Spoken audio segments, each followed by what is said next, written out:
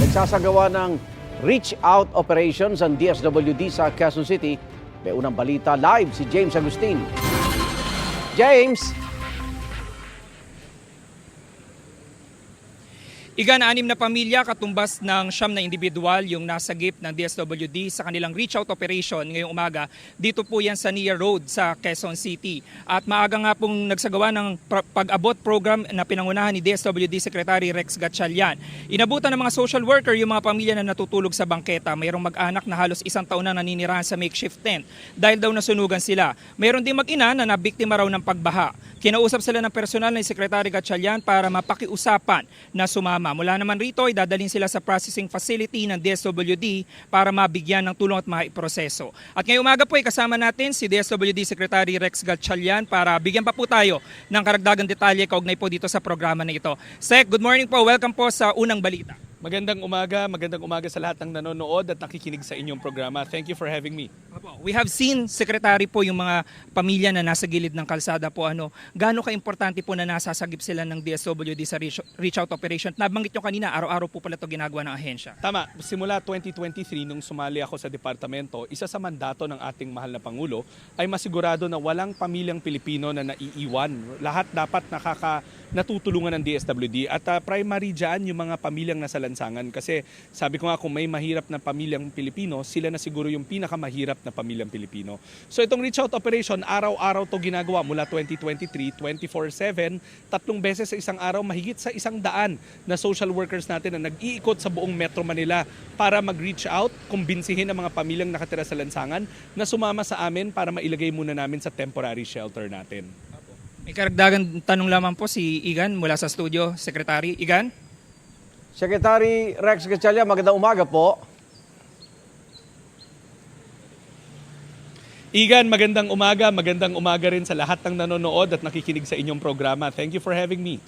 Yung biglaan po ba itong pagpapasabit ng courtesy resignation o kayo ba'y may kutob na o idea na ito'y gagawin ng Pangulo? Igan, wala akong idea personally at ako nalaman ko na rin lang kahapon kaya agad-agad tayong sumunod at para mabigyan laya ang ating Pangulo na ma-recalibrate ang kanyang team sa darating na second half ng kanyang termino. Isa kayo sa mga unang nagsubmit ng courtesy resignation, hindi ba maapektuhan yung trabaho o mga ikangay mapipila yung operasyon at mga programa ng DSWD? Una, Igan, gusto kong i-assure ang taong bayan na kahit na nag-file ako ng courtesy resignation, ang instruction sa atin ng ating Pangulo dapat ang mga services tuloy-tuloy at walang maantala. So habang nag-aantay ako ng pasya ng ating Pangulo hinggil sa aking courtesy resignation, araw-araw pumapasok pa rin tayo sa opisina, business as usual in the sense na walang serbisyo na dapat matigil. Katulad nitong Oplan Pag-abot natin, mainstay program namin to, hindi naman to special na programa. Sumama ako ngayong umaga para ma-monitor yung progress nitong programa na to. Opo. Ihabol na rin po namin yung hinihinging tulong ng DSWD sa mga binaha sa Mindanao. Meron ba kayong mensahe sa kanila at sa mga lugar na hindi pa nararating ng DSWD?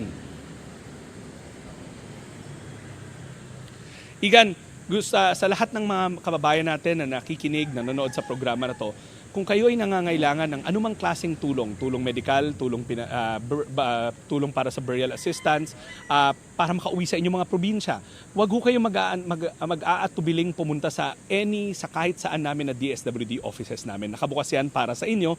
Yan ang instruction ng ating Pangulo. Ang DSWD, walang pinipili. Basta may pangangailangan, pumunta kayo sa aming tanggapan, matutulungan kayo. At Igan, gusto ko lang i-report sa ating mga nanonood na itong Oplan Pag-abot, mula nagsimula to, nakatala tayo ng 10,000 pamilya na nakatira sa mga lansangan.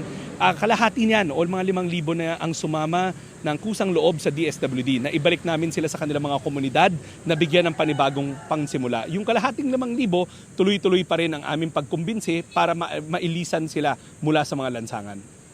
Maraming salamat DSWD Secretary Rex Gatchalian at James Agustin. Ingat po.